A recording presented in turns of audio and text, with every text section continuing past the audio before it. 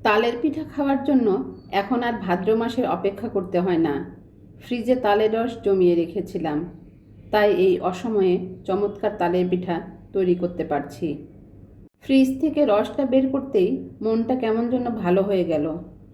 পিঠার এই ব্যাটারটা যখন মাখছিলাম, ঠিক তখনই মনে পড়ে গেল শৈশবের কথা। মায়ের হাতের সেই চেনা স্বাদ, উনুনের পাশে বসে সেই পিঠা তৈরি দেখার সেই আনন্দ। পিঠার ব্যাটারটা তৈরি করে এবার ডুবো তেলে ভেজে নেওয়ার পালা। ভাদ্র মাস ছাড়াই ঘরে তৈরি হলো গরম গরম তালের পিঠা। পিঠা তৈরি শেষে রান্নাতে চলে আসলাম। মিষ্টি কুমড়া, আলু টমেটো দিয়ে কই মাছ রান্না করব। এটা দুপুরে রান্না ছিল। আরেক চুলায় ভাত হচ্ছে। মশলার সাথে মিষ্টি কুমড়া আলু ভালোভাবে কষিয়ে নিয়েছি। এটা কই মাছের একটা পাতলা ঝোল হবে। এ পর্যায়ে দিয়েছি বাটা মশলা, ভালোভাবে কষিয়ে নিয়েছি। দিয়েছি পরিমাণ মতো লবণ, হলুদ, মরিচ গুঁড়া, জিরা গুঁড়া, ধনে গুঁড়া। সামান্য পানি দিয়ে ভালোভাবে কষিয়ে নিয়েছি। এই মাছের তরকারিটা রান্না হলেই আমের টক রান্না করব।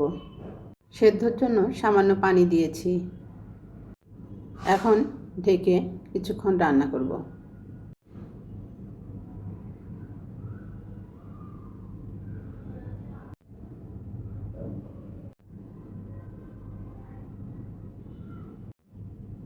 এ পর্যায়ে দিয়ে দিব ধনেপাতা, ভেজে রাখা মাছ আর টমেটো ফালি, শেষে একটু জিরা গুঁড়া।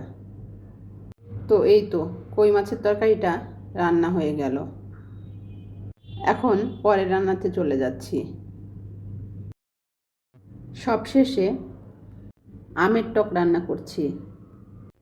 গরমে আমের টক খেতে ভীষণ ভালো লাগে। শুকনা মরিচ, রসুন আর পাঁচফোড়ন দিয়ে আমগুলো দিয়ে দিয়েছি। এ পর্যায়ে একটু ভেজে নিয়েছি। দিয়েছি গরম পানি।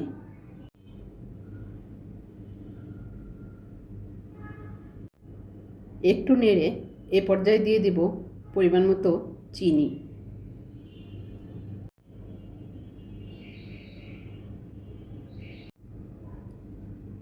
তো আজকের মতো বিদায় নিতে হচ্ছে।